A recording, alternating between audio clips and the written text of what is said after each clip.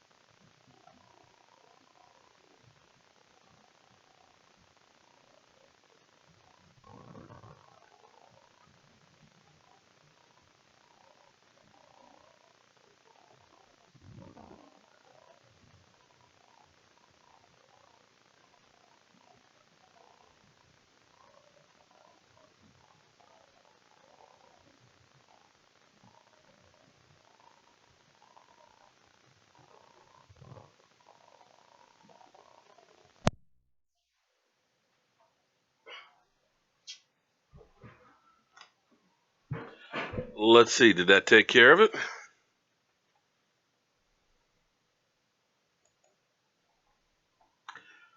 No sound. Oh, jeez. The dogs pulled it out. Forgive me. One more time.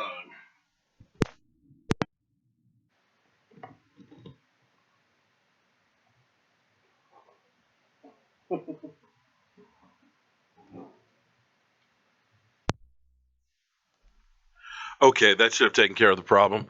Apologize, guys. The dogs ended up pulling the cable out. Okay. Yes, we can hear me now. Thank goodness. Sorry. I had the dogs down through here. You know, I'm a one-man show technology challenge. And of course, we've just kind of thrown together the whole Joey Man Cave set and all. And the dogs ended up stepping on the wire. So we had a few technical difficulties, but we are back. So I hope everybody is good tonight. I see we've got a lot of people already here online. I see Solar Bog, never seen you before. Sandman, how you doing? Bill B, Robert Rains, Rodney, Marcellus, Zach Guzman, Daniel, John Montgomery, Marcelo, Bill, Jay Davis, Dallas Cowboys Locker Room Huddle. Wow. James R., JT Thomas, Jake Mainsfield, Curtis Bollinger, Jacob Martin, Juan Williams, Chris. Wow. There's a lot of you guys here tonight. And I want to thank everybody who's joined in. And let's start talking about practice. So, the Cowboys veterans, they're off tonight, including Jalen Smith.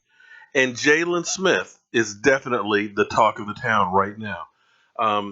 In a surprise move, he practiced back-to-back days in pads, which is something we did not think was going to happen. Thank you. How about them Cowboys? And the only thing else I got to say is, how about them Cowboys?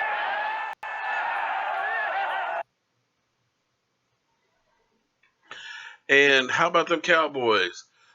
Glad you're back tonight. I know you've missed the last couple. I have yet to go back up to Derek's house to get him the fish tank, but I'm going to be doing that definitely live. I don't want to just mail it to him because I want to see his face and I want to capture the video and stuff on it when I go up to his house, but I probably won't be going up there for about a week or two. Your package, I'm working on your thing, but it hasn't quite gotten finished yet, and I'll have it to you as soon as I can. Been kind of busy. Thoughts of Morris Claiborne. You mean Morris Claiborne had something to say? I missed that one. You know, it's amazing how when anybody leaves, all of a sudden, it's just like that ex-girlfriend syndrome. You know, he didn't satisfy me, girl. He about this big. You know, the parting shot. But when they were here, oh, everything was hunky-dory. I dare say that they're mad that they're gone. They're the jilted lover, so to speak. So I'm not going to worry about what Morris Claiborne may or may not have had to say because I'll be honest with you, I wanted Morris gone a long time ago. You know, at some point you got to say, cut your losses and move on. But because the Cowboys traded 2 picks to get him, a number 1 and a number 2, they kind of kept saying, you know, he's a first-round draft pick. He's going to be good. You know, we got to wait for it. No, you don't. It happens. They're first-round busts all the times, and when you have a guy who just can't stay healthy or just can't play, move on. He's just taking up space. And unfortunately, we may be at that point with Chaz Green. I know we spent a 3rd-round draft pick to get him. I know he's only getting peanuts right now, but he's taking up a roster spot. Here it is. First week of practice, he's already out for 2 weeks with a shoulder injury. You can't depend on it. You can't build a team around that. And unfortunately, a lot of people will say I'm a Tony Romo hater, but we got to the point with that with Tony Romo. Tony Romo can play great when he can play great, but you get seasons like 2015 where he couldn't. So at some points you have to evaluate and say your best ability is your availability. And so far, Chaz Green has not been available in the same way that Morris Claiborne. And for whatever reasons, you just have some guys that just stay hurt. It's a sad fact, but it's true. Football is a tough sport. Maybe they're just unlucky. Maybe they're fragile. I don't know. But for whatever reason, he still just can't stay on the field. Now, that opens the door for some other guys. And, I think you still get a lot of people marked for president. Okay. Sergio, I don't think I'd want to be president. I wouldn't want to be under that scrutiny because I think I have some skeletons in the closet. Now, nothing like grab them into you-know-what, but, that's okay. I appreciate it. Now, maybe Joe Boo, he could probably get away with it. But it's just some guys that just can't stay healthy. Now, a lot of the experts will say that the Dallas Cowboys lost Ron Leary, so, they're going to be taking a step back. But what they fail to realize is Collins was actually the starter for Ron Leary. Ron Leary almost got traded and or cut from the Cowboys. He stepped in and played really well, but Collins was the better player going into that season last year. So when you put him outside at tackle, I think we're better off than having Ole dug free or let the guys dug free because we got eaten up from the tackle position. Either bad penalties or you just let guys go through. You look at the strip fumbles that Dak had during the season, boom, right there, dug free. You look at some of the plays, big plays, 30-yard plays and stuff that were going downfield that were called back, boom, dug free. So I look at our offensive line and think that it's better than it used to be. Facebook, Mark. Yes, I do have Facebook. I'm Mark Holmes. You'll see a picture of me with Joe Boo. You'll see Jason Garrett down on the field. I actually took that at the Hall of Fame back in 2013, I believe. What I think of Dan Skipper. Dan Skipper, he's really big. He's really tall, and he got in a fight with DeMarcus Lawrence. Being that tall is a disadvantage at some point because you can't get low enough. You can get guys that get underneath of you, and in football, being the low man, generally speaking, you will be the guy that will end up winning more times than not. Well, here's the thing with Taco, and I try and tell people, slow down on Taco. Stop beating the guy up. First thing, everybody says he's getting thrown around by our offensive line. Yeah, well, guess what? Most people get thrown around by our offensive line. That's the great thing about having a Tyron Smith, one of the best tackles in football. He throws people around, including Dallas Cowboys players. And so you now have a guy who is now under the big lights of being a Dallas Cowboy player going against the best offensive line in football. So he's learning. He's going to get pushed around. He's going to look bad. But guess what? He won't face competition like he's facing in practice. So don't worry. He'll be okay. The other thing you got to understand, too, is don't expect a rookie pass rusher to come in and be all of that. It doesn't happen very often. There are a few Reggie Whites. It usually takes a year or two before they really start getting it. So give the man some time. Don't start calling him a bust or anything like that. It's the first week of practice going into our first game. Now, Jalen Smith. Jalen Smith is moving better than expected. Moving so well that he actually practiced back-to-back in pads. Something we did not expect to see anytime soon. And from what I'm hearing, that foot is coming along a lot faster than what they thought. Doesn't mean, we don't know if he'll actually play in the Hall of Fame game. Probably won't play anytime soon. But he could. Okay. Yeah, you're comparing him DeMarcus Ware, Booze Daddy. Yeah, we know DeMarcus Ware had 8 his rookie season. We know Reggie White had, I think, 12 or so, but they're few and far between. Okay, I'm not ready to put Taco into DeMarcus Ware category just yet. I would love for him to be in that category, but they're few and far between guys that step out and do that. Like I said, I'd be happy if he did. I'd be ecstatic, but don't expect it. Don't put that expectation on him. If he gets 5 or 6, to me, that's a good season for a rookie. Coming out against the competition we're going to be facing this year. How you doing tonight, Jackie? Booze Daddy, John Montgomery. How about them Cowboys? I've been so busy. Believe me, you've won. It's just a matter of me setting it up. So don't worry. We're going to go ahead and do that. I've got a lot of things that are going on because next week we're getting ready to go to training camp. That's right. We'll be at training camp on Thursday, Friday, and we're going to be going to the game in LA on Saturday. I've been working on some new equipment. In fact, I've got a Rhodes mic that's going along with this gimbal I have. So hopefully we'll be tailgating, and hopefully we'll meet some of you guys, and we'll actually put you guys on the Joe Boo Sports Report. So don't worry, Booze Daddy.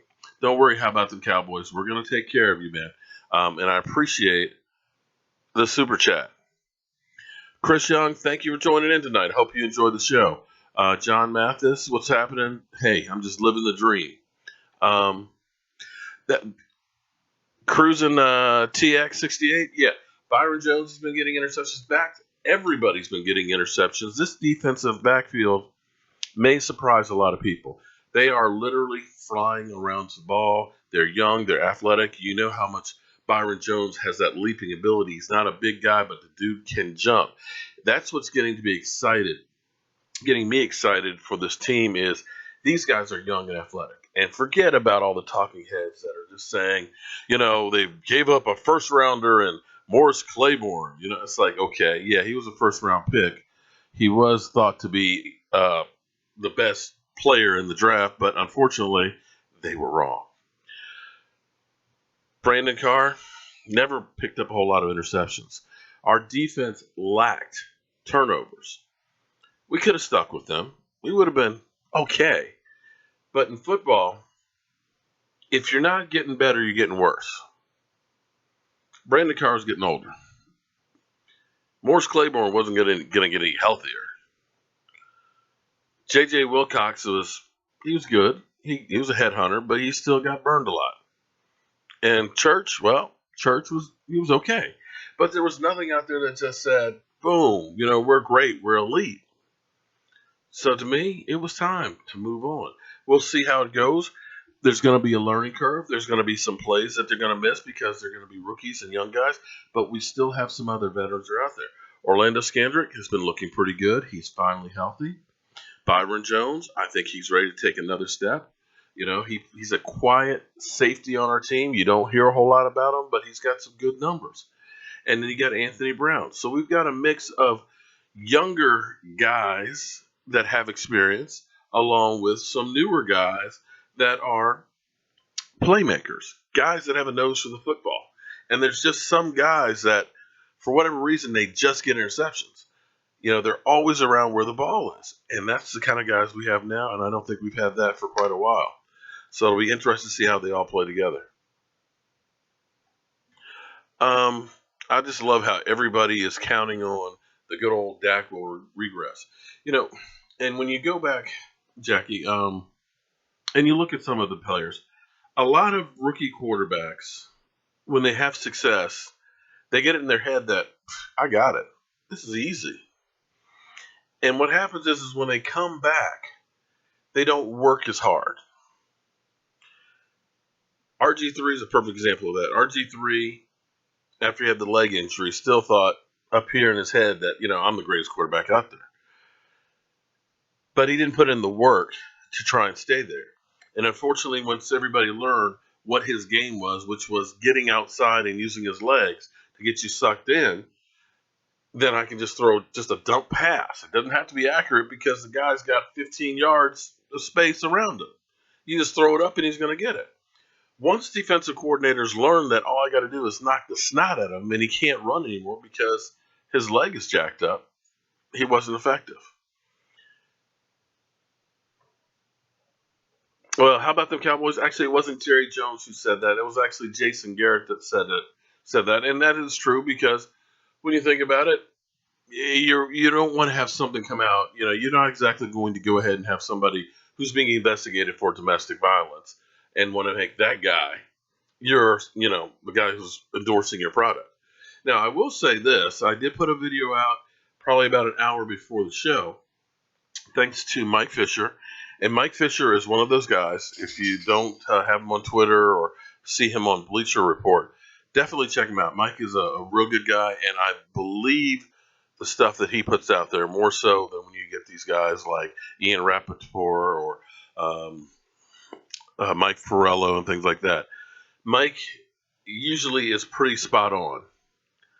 Now, he had put out something that I didn't even realize this, that Lisa Farrell, who is the NFL's investigator. She was a former prosecutor for sex crimes. She's in charge of doing the investigations for the NFL. And she's been in that position since the whole Ray Rice situation, which put a whole lot of egg on the face of the NFL. Well, here's the thing.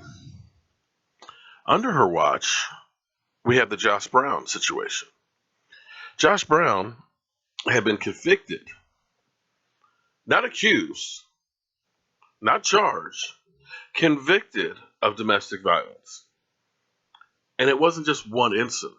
It turns out he actually kept a diary of all the times that he abused his wife. Physically, mentally, emotionally. But he only got 1 game suspension. And it was kept pretty quiet. And this was under Lisa's watch. Now, again, I don't know if there's a hidden agenda. But when we look at that case, when we look at Darrelle Revis, who was charged with aggravated assault, robbery, things that were felonies, not misdemeanors, felonies. That whole investigation lasted 2 months. And they had a decision. No, we exonerate you. No problem. Feel free to go back and get employed with another team if you can get a team. Okay. He was arrested, charged, and the case was dropped. Okay. We had Josh Brown, who was guilty, got 1 game, and finally when it came to light and they looked bad, they said, oh, you're suspended for a year. Because the way the law was written after Ray Rice is you're supposed to get a mandatory 6 games, but yet he only got 1. Now here we are with Zeke Elliott, a year plus of investigating something that there's never been any charges, that has been investigated by the police department as well as the district attorney, and there's corroborating evidence that she's lying. There's witnesses that are saying she's lying. There's witnesses that are saying she asked me to lie for her. Yet this thing is still open. We keep thinking, okay, this is going to be the week we're going to hear something about it, and now we're hearing that there's not going to be anything this week. The interesting part about it is Lisa is a huge New York Giants fan. In her office, she has pictures of Phil Simms and Eli Manning. So when we start thinking about a conflict of interest, to me, it seems like that could be a reason to recuse yourself, Because if you are a big New York Giant fan with season tickets, with pictures in your NFL office of Giant players, are you really going to be objective with Zeke Elliott? Because I look at these numbers of over a year that you're investigating something there's been no charges of. But Josh Brown got a 1 game suspension real quietly. I'm not saying that she's biased. I'm just saying that it's not a good look. Maybe you guys agree with me or don't agree with me. It's purely out there. I just put the information that's out there. One thing I take pride in is I don't want to just copy what you see on ESPN or these guys. I want to challenge what they say and say, this is bullshit. Or here's another possibility. Or here's the statistics or the numbers that say they're wrong. And so when I keep hearing this whole situation, it just there's something else out there. It doesn't make sense that this thing would go on for over a year. There's got to be a reason why it's taken so long. And that's where, thanks to Mike Fisher, he kind of brought that point up. I really started digging into it. And the more you start digging into this, the deeper you find. Her ex-boss talks about how big a New York Giant fan is. There is no bigger New York Giant fan than her. Her whole office, when she used to work for the district attorney, was full of New York Giants paraphernalia. So you have to ask yourself, can she be unbiased? Maybe she can. I don't know.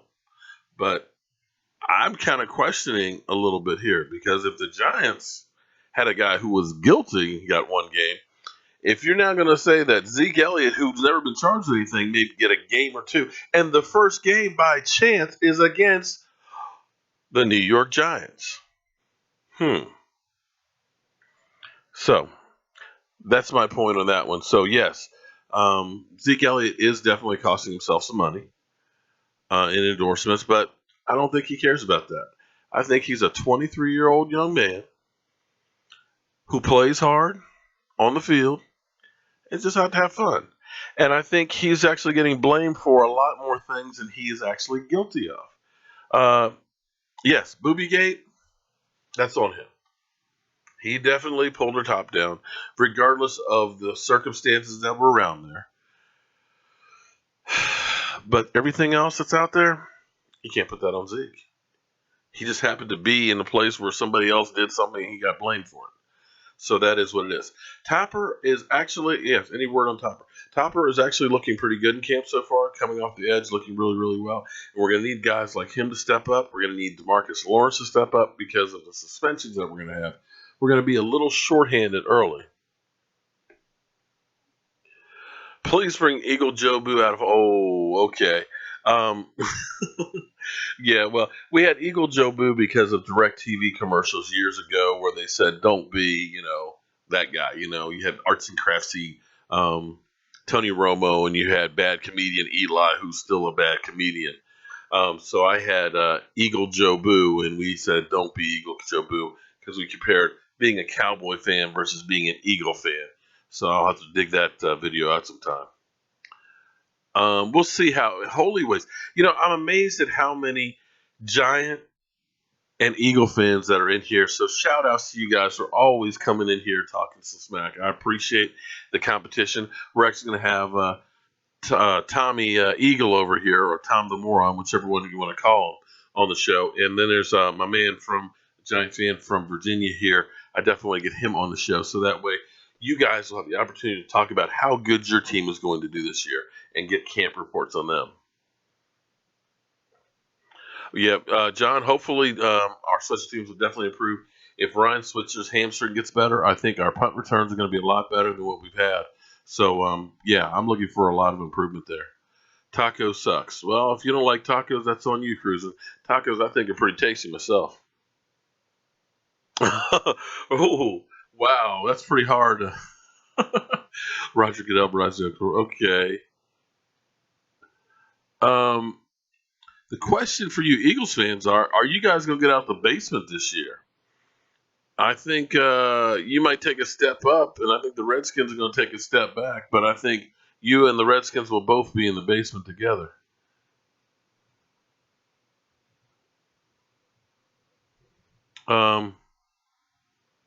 Odell Beckham Jr. is a well, I find it funny about Odell wanting to be the highest paid player in the NFL and wanting to have basketball money. Well, here's the thing about getting basketball money. It's not really apples to oranges. The NFL, with collective bargaining agreement, pays the players 48% of the gross revenues. 48% goes to the players. So yes, you have some NBA players that are making $40 million. But in the NFL, the thousandth player in the NFL still makes over $1 million a year. What does the thousandth player make in the NBA? Oh, that's right. There's not 1,000 players in the NBA. So when you look at the amount of money that's going out to more players, you can't have $40 million contracts for everybody in football. It's just not enough money to go around. And being a wide receiver, a position that is valued, but not like the quarterback position, how do you think you are going to be the most valuable one on the team? Especially when playoffs come around, you're hanging out in Miami being a distraction. How do you think you're going to be the most paid player when you're just calling attention to yourself by getting your butt kicked by kicking net, then making out with a kicking net, and then proposing to a kicking net? Oh, but then you also make bonehead penalties because you let guys like Josh Norman get in your head. That costs your team. So you think that you are worth more money than anybody else in the NFL. Whew. Odell, I say get the F out of here with that crap. Yeah. And I don't think I'd want that guy on my team. How was hanging out in Miami a distraction? Okay, all right. So all the publicity. Okay, here's the thing. Cruising 26. Go ahead and defend it. You go. I hope he goes out before every game this season to Miami. Okay, because football, you got to get your mind right. You left the game in Washington in the playoffs. Didn't go back for treatment or anything else. Okay, you went to Miami Sunday night, Monday night, came back Tuesday for practice. No, you didn't miss time.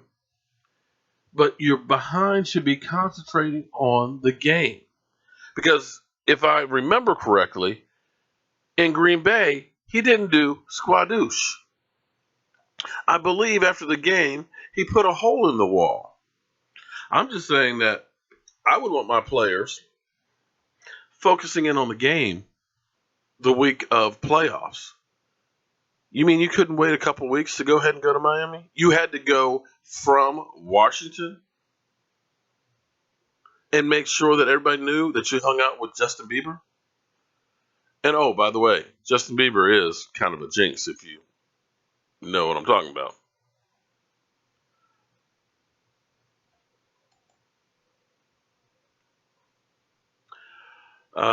Yeah, okay. Well, I tell you what, Cruising, you go right ahead and defend it, okay?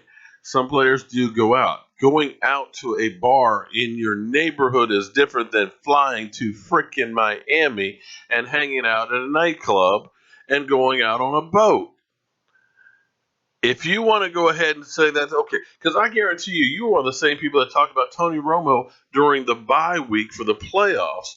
That when he was in Cancun, he wasn't in a nightclub getting drunk, getting tipsy. He was laying out on a beach. But people condemned him for going, even though he had 2 weeks before he played. Come on, man. I agree with you on that one. It's because he choked. Hey, Sarah, how you doing today? It was basically because he did choke on that one. It'd be different if he came in and played lights out. Because there were players like John Riggins who would go out and get lit the night before and come in and run 120 yards a game. Yeah, there's guys that are out there. But you know what? He didn't do that. And being that it was his first playoff game, first playoff game, you're telling me it's okay to go out and then show up in Green Bay and sub-zero temperatures. I'm going to be out on the field in just shorts, just walking around to make sure I call more attention to me. No. I'm sorry. The guy is a punk, okay? When you go out, everything is about me and not the team. And I hate guys that it's all about me because football is a team sport. When you do stuff like that, you're hurting the team because you're drawing negative attention to the team. And I'm not here tonight to talk about Odell Beckham because this is about my Dallas Cowboys. So let's move on. Um, that was your favorite game. Um, your favorite game at AT&T Stadium. Mine is the Cowboys Giants 2012, where Des Bryant. I would have to say, God,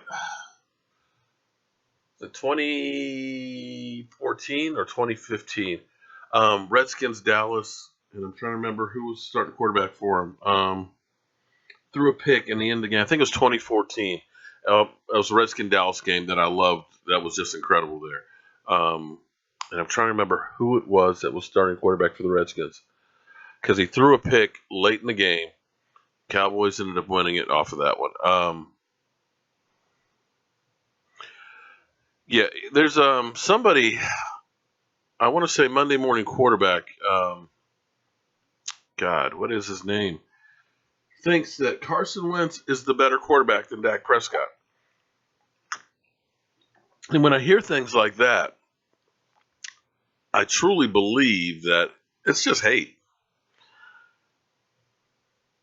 Dak Prescott picked up almost 2 yards more per completion than Carson Wentz. Carson Wentz had, I believe, 4 times the amount of interceptions than Dak Prescott.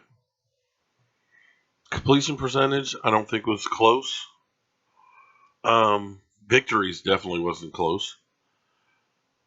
But they keep saying that Carson Wentz is a better quarterback. And see, I kind of like hearing that kind of talk because I think that helps with Dak stay focused. I think that helps with Dak keeping that chip on his shoulder because some people feed on negativity. I know me personally, I love it when somebody says you can't do something because that makes me work even harder to prove people wrong. I like a challenge. If I'm not challenged, I don't care. Yeah. And I think that's how it is with Dak Prescott, because the more times you hear all these people keep talking about how much better everybody else is, oh yeah, he did okay. I'm not taking anything away from him, but I believe that Carson Wentz is a better quarterback. And I'm kind of like, okay. These are the same guys that said that Dak Prescott may not be an NFL quarterback. He might be an okay backup, and yada, yada, yada. But I think Dak Prescott feeds off of that. And I think you're going to see a lot from Dak Prescott. Jay, actually, here's the thing on Stephen A. Smith. Stephen A. Smith doesn't hate the Cowboys. In fact, I think he absolutely loves the Dallas Cowboys. Because if it weren't for the Dallas Cowboys, Stephen A. Smith would be nothing. He has made a living on saying negative things about the Dallas Cowboys. What's more evident than them showing up in Dallas the first week of the season? They know where their bread and butter is buttered, with Dallas. He can't talk trash about Tampa Bay. Who cares? There is no word on Darrell Washington. Actually, that's pretty much gone dead. I think the body has gotten cold on that one. But Stephen A. Smith, he's cool with Cowboy fans. He just puts that front on it. It's reality TV. It's not real hate. That's just what it is.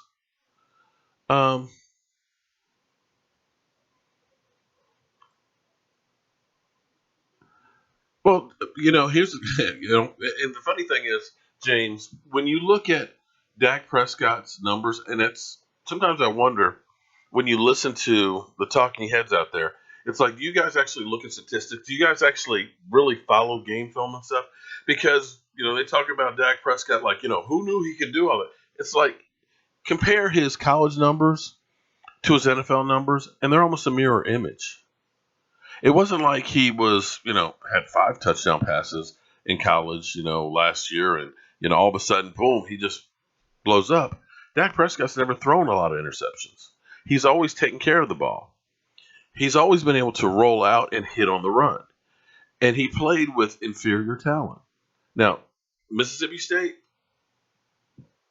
don't cuss me out, okay. I'm not down on your team. But when you look at the competition they were playing in the Southeast Conference, they didn't have Alabama talent on the team. They didn't have LSU talent on the team. They had Dak Prescott. They didn't have a great offensive line. They didn't have a great running game. They didn't have great wide receivers. Yet he thrived in that system. Did something nobody else did there. Took that team to a number one ranking for several weeks. So it's not like he wasn't successful. I think they just didn't do the homework. And to follow up what they originally said, they have to stay all in with that and just say, "Oh yeah, well he's okay. One hit wonder. He's RG3. Nobody expected that. Yeah, okay, but we'll see. I for one think that he's going to be fantastic. I think they're going to end up doing a lot more things that they didn't do last year, just because of the simple fact of this time last year, he was still a third string quarterback. Think about that for a minute. How much work do you see the third string quarterback get right now? Boy came out and he was playing lights out from the beginning.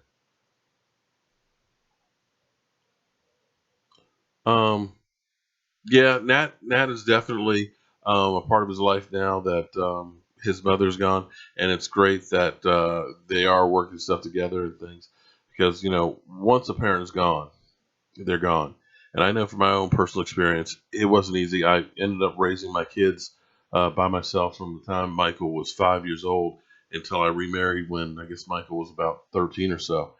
And it's hard being a single parent, and it's hard being a parent in general. But there's nothing more rewarding. So to not be a part of your kid's life, you're the one that's losing out, not the kids. You are.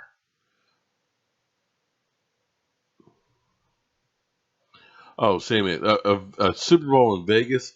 I know the NFL has got to be like cringing with that whole idea with the gambling and stuff. But hey, eliminate the middleman. I would love to have a Super Bowl in Vegas. That would be incredible. My Cowboys family. I'll be doing live streams every game day and already daily videos on my channel. Okay. I'll be doing those as well too, my man. So maybe we can collaborate on one. Um,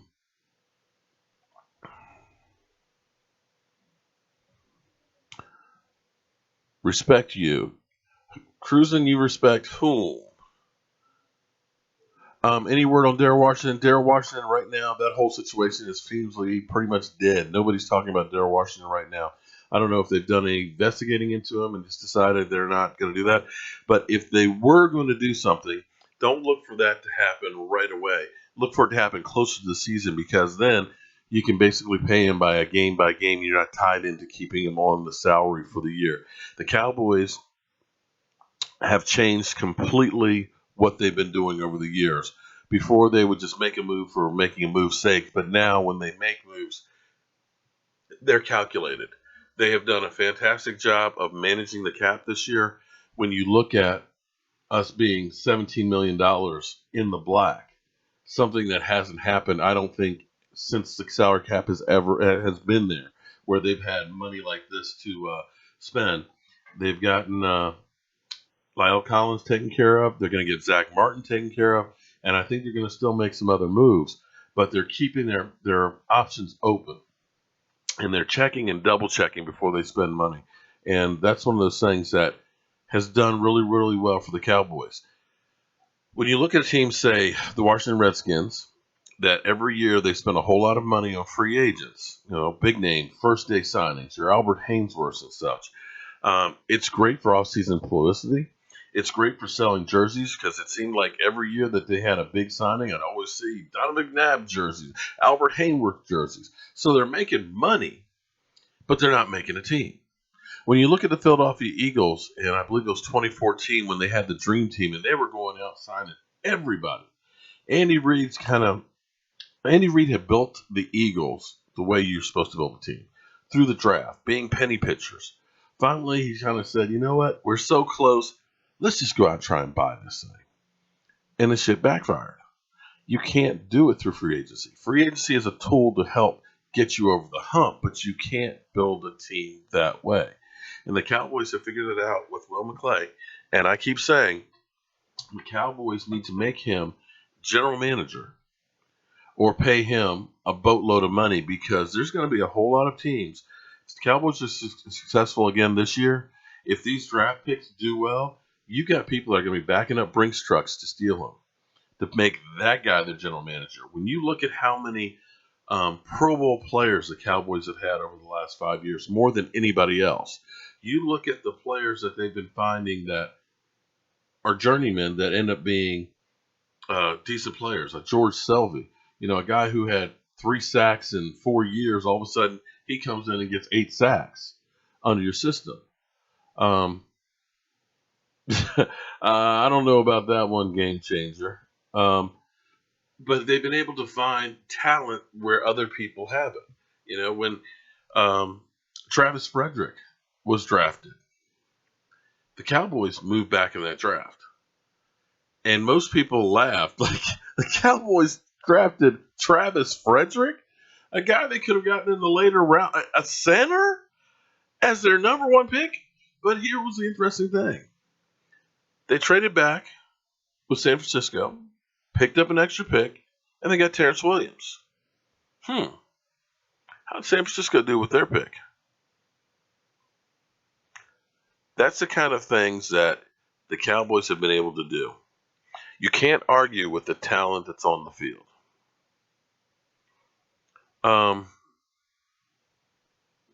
Can I show Tom? Yeah, well, the helmet is over on the other side of the room, and I really don't want to get my fat ass up at the because I don't want to show too much belly.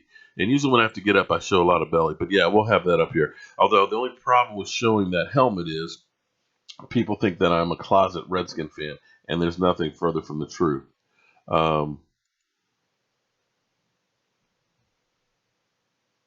Right, exactly. How about the Cowboys? Yeah, he's the best center in football, and you've got a great offensive line. Yeah, game changer. That's what I've been hearing. I can't wait. Oh, God, just think. Next week, I will be actually at training camp. I cannot freaking wait. It'll be great to see my daughter. It'll be great to be out there in California with the weather real nice, and it'll be nice to be around my Dallas Cowboys. But, yeah, Stephen Pio, I think, could be one of those guys that, because he went to the dumpster fire that is the Redskins, seems like nobody usually does well on that defensive line there. It seems like everybody ends up being a bust. And then go from there to Cleveland, bringing him back with Rod Marnelli, I think is going to rekindle his career. And I think he'll be able to thrive. And I think we'll have a good rotation on the defensive line.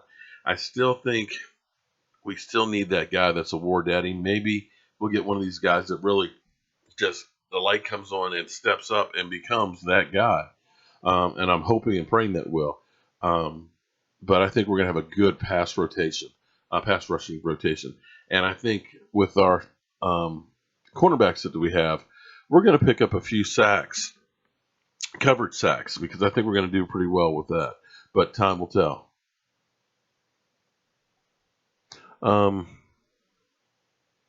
Giants will win the NFC East. Okay. Manuel, nice. You got an autograph from Byron Jones. Great. Christian, Christian, here's my thought. I kind of said this earlier in a video. Jason Garrett almost has to be on the hot seat.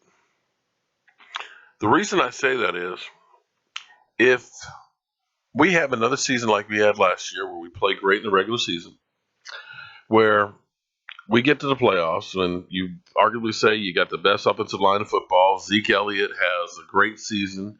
Dak Prescott stays healthy and follows through again. And you have a one and done playoff situation. You got to start questioning this, because I know he's coach of the year. But I look back on this past season and I can't say, yeah, Jason Garrett did that and that's why we won that game.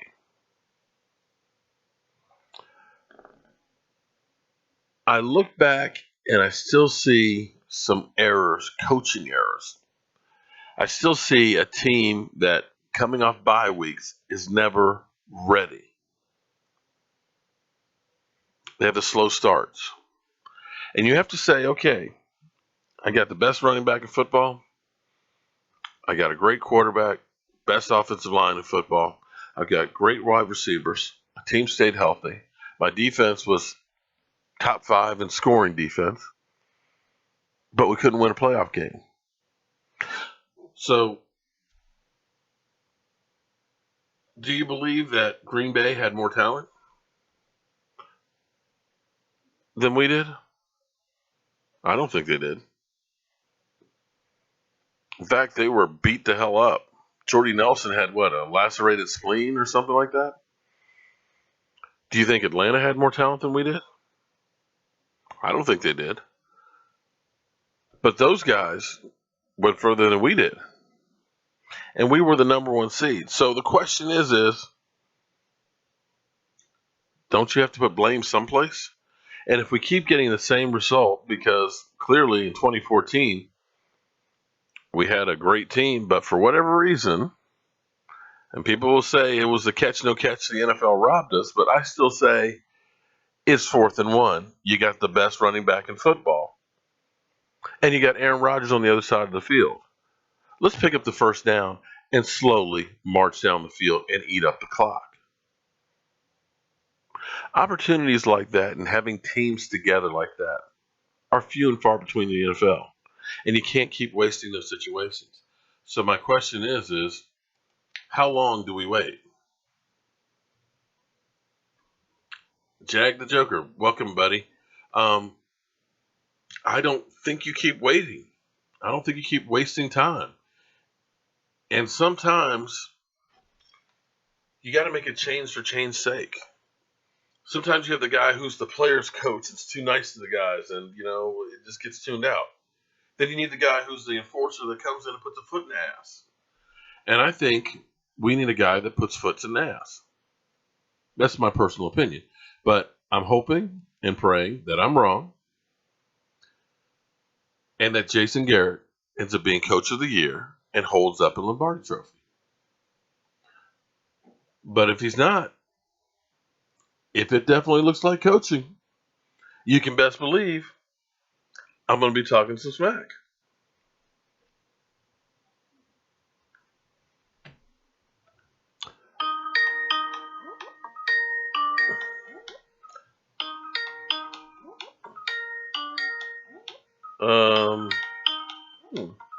Interesting. Is that my Skype?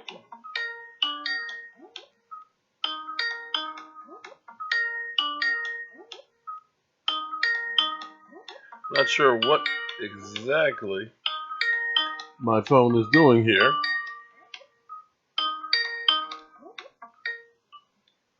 Not sure exactly what my phone started doing right here, but it's doing something crazy. Forgive me.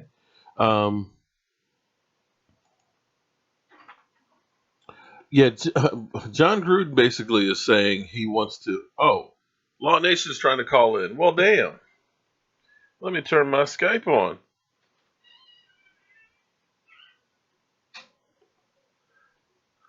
Law, try and call me back in, buddy. And let me get the TV on. I would love to have Law here. John Gruden.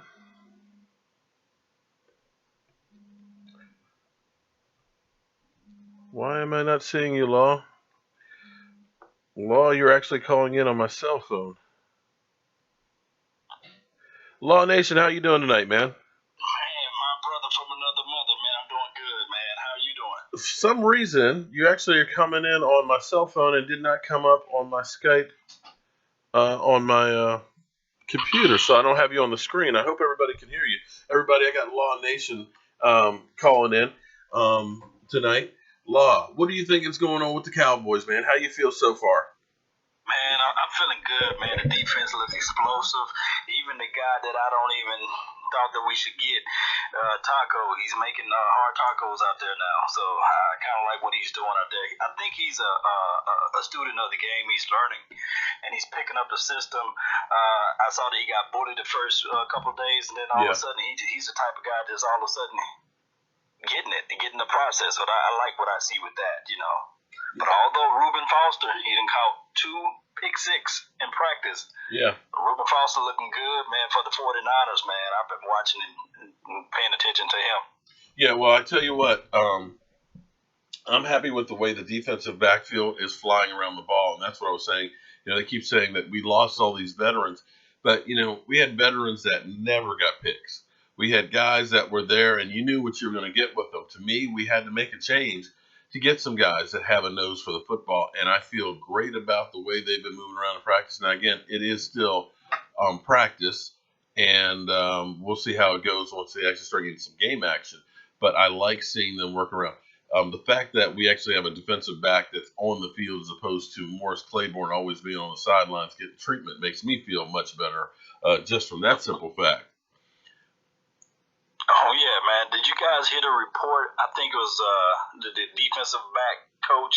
He was saying collectively all across the board, everybody is faster now on the defense from A to Z. So that makes a lot of sense, because if anybody look at the last game, the last play that Aaron Rodgers kind of dissected us. Oh God. If it was just an inch faster, maybe he would have got to the ball a little faster. Byron Jones, maybe somebody would have got to the quarterback, although they held him. Maybe something else would have happened. So many things out there that can happen when your team is playing just a tad bit faster. I got to tell you, man, every time I look at that game, when I see Aaron Rodgers with his chin strap not even buckled because he wasn't worried about getting hit, it just makes me sick to my stomach because we could not get a pass rush. That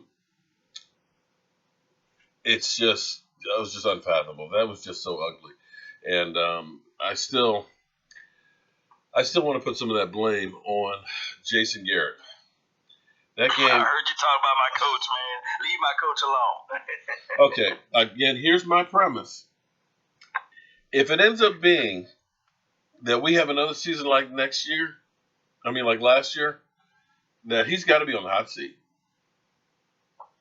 You can't have the best offensive line in football, rookie of the year, and end up having great wide receivers, have a great running back, and be one and done in the playoffs. I'm sorry. You got to do more than that. Yeah.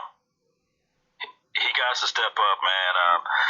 The coaching, like I was listening to your conversation about his decisions on when to run or when to play aggressive, or when to just rally his team like Sean Payton did when he was able to do the offside kick to just get his team back into the motions. Right. I think that's the element that Garrett loses, because he does not do anything out of the norm. And that's just the problem that we have with Jason. He just a straight and narrow guy. Although, here's the thing. Here's the other reason why also, too, that bugs me about that Green Bay game. What got us where we were last year was running the damn ball. And it seems like sometimes Jason Garrett tries to be too cute, and it seems like he decided, we're going to deep ball with Dez. Uh-huh. And they did. Dez had a great game. Dak had a great game.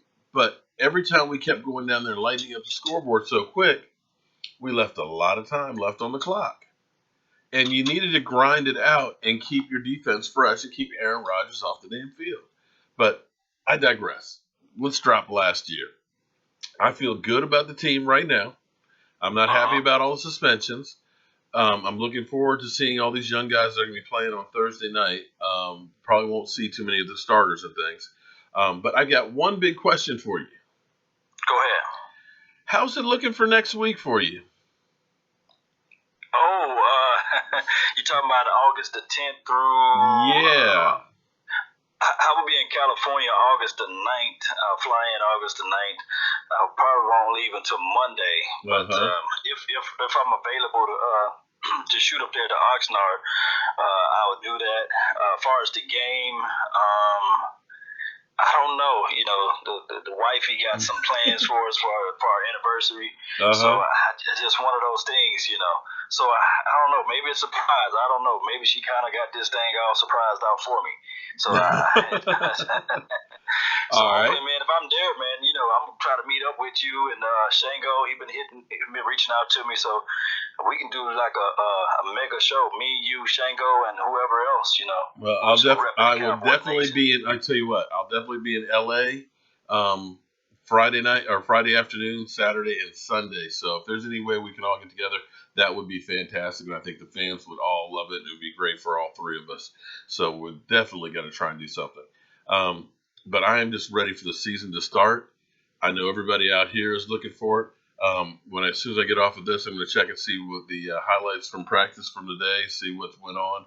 Hopefully, we didn't have any more fights where anybody got injected, but I'm even happy about seeing that because that shows me that guys are really caring and they're really fighting for a position, and I like that. Oh yeah, and that Noah Brown kid looking awesome out there. Hey, let me answer. How about them Cowboys question?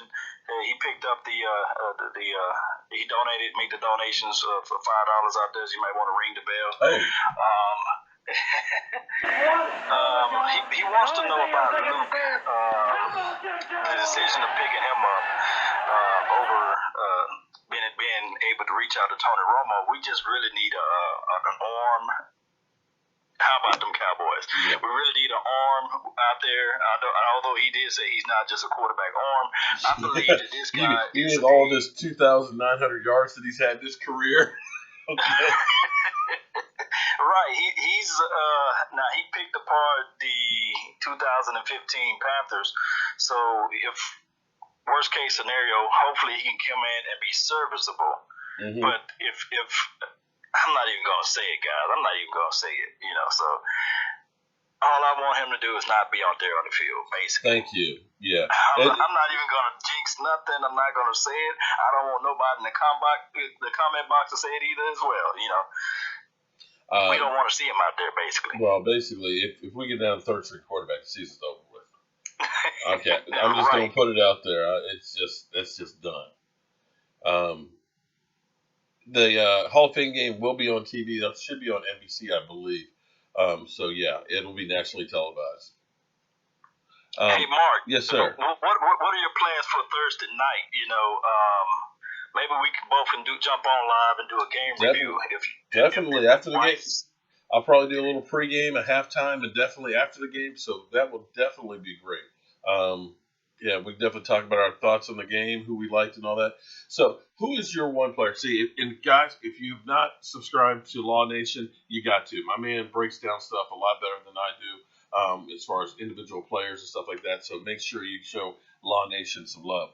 But who is your one player that you want to watch in this game? Because figuring we're going to have basically young guys that are going to be all playing. Who is going to be the guy that you want to see the most from? The guys I want to see the most from, I'm gonna start from offense first. Mm-hmm. Now, my pet cat is number 14, Lance Lenore. You guys all know that I'm kind of highly favored on him, but I think he got a long shot to make the team because he's just so much competition out there. So naturally, I say I want to see Noah Brown out there more. I know that Andy Jones is gonna do his thing out there, but I'm kind of favoring Noah Brown now because I like his temperament. I love his interview that's on Dallas Cowboys. I like what he brings out there as far as from the offensive side. I want to see that. I want to really see that the jury is out on number 17. The little small guy, the little 5'9" quarterback. I want to see what he can do. So if he don't show up on the offensive side, then that will let me know that I have some strong reservations on him if he's not moving the ball down the field. Yeah. All right. The thing that I want to look for on the defensive side, and we're not even going to worry about the running back. I really think that Rod Smith. Watch out for him. He's making some things happen. So look out for Rod Smith on the running back side. We already know what Alfred Morris can do. So I'm not even going to really look at him. I'm looking at Rod Smith, guys. I want to see what he can do. Now on the defensive side, I want to see Xavier Woods. I really, really, really want to see him out there. I want to see him flying out to the ball. I want to see what Cheeto Bay Awuzie can do out there as far as all the lip services we've been getting from this guy. I really want to see what he can do against the other opposition. And who else? I want to see Jalen. Everybody. I want to see Jalen Smith. I don't think you're going to play him on this one. Oh man. But I'm amazed that he actually practiced in pads back-to-back 2 days in a row. They're saying that he's coming along a lot faster than what they anticipated. They're saying that nerve is regenerating, and I like hearing all that, but I don't think they want to push it too quick and then set him back. But, I could be wrong, but we'll have to wait and see. Well, yeah, and then of course we all want to see what the taco is going to do. It's going to be a taco Thursdays, Well, I've got a lot of fans that have been talking about him getting pushed around in practice, and I said, guys, remember he's going against the best offensive line in football. Everybody gets pushed around by those guys, and getting pushed around by those guys, it'll become easier on Sundays going against his inferior offensive line. Yes, indeed. And on the offensive line side, man, we really, but guys, man, we got to pump the brakes a little bit on Lyle Collins. He still got the guard mentality. Mark, you know all about the offensive line. You know that good and well that he can't start lunging. You know, him playing tackle, he got to be able to just play patient and play disciplined football. He can't just go out there and just be a mauler every time, because that's his mindset. He always want to maul and run over people. He can't do that as a tackler, and he got to be able to protect Dak Prescott or the little short guy, number 17. And that's going to be this. The crazy part about it is the right tackle, if number 17 is out there, that's his blind side. You know, so he got to be very careful that he's out there starting. You know. Yeah. But, I'm not that as worried as I was with Doug Free, with him being the tackle. I think he'll be all right, and we're still early in camp. I think he'll get better and better with it. That's his position he played in college, and I think it's just a matter of just getting used to it again. So hopefully, we're right on that one, and he'll be fine. But I still think our offensive line is definitely going to be a lot better than before. But it's after 10 o'clock, and I actually have to carry my ass to bed because I got to get up at 4:30 in the morning. But Law, if you are not busy on Thursday night, I would definitely love to do a post-game show with you. I know all the fans out here would definitely love to hear your thoughts on the game and so on. And I would definitely love to see you out in California next week. No doubt, man. I appreciate it. Thank you for letting me come on. No, I appreciate you being on here. So everybody, next week, starting on Thursday, Friday, and Saturday, we're going to have Dallas Cowboys coverage with the Cowboys and Oxnard and following the game in Los Angeles. And I always tell you guys, they tell me don't quit my day job. I'm not quitting my day job, but I've kind of rearranged it a bit where I may have a little bit more time to be able to take care of some more stuff here on the Jobu Sports Report. So we have our second set that's set up right now, and we're going to continue to upgrade and try and become the best Dallas Cowboy YouTube channel out there, because you guys make me want to be a better YouTuber. I hope everybody has a great week, and come Thursday night, we will definitely be on with a pregame show and a postgame show with Law Nation. Law Nation, you get the final words. No doubt, man. I appreciate everybody for joining in to the Nation too as well. Go subscribe if you want to hear some in-depth analysis on the Cowboys roster. And remember, you guys are listening to nothing but the best. Salute. All right. And with that, friends, I am gone. I hope you guys have a great night, and I'll see you soon.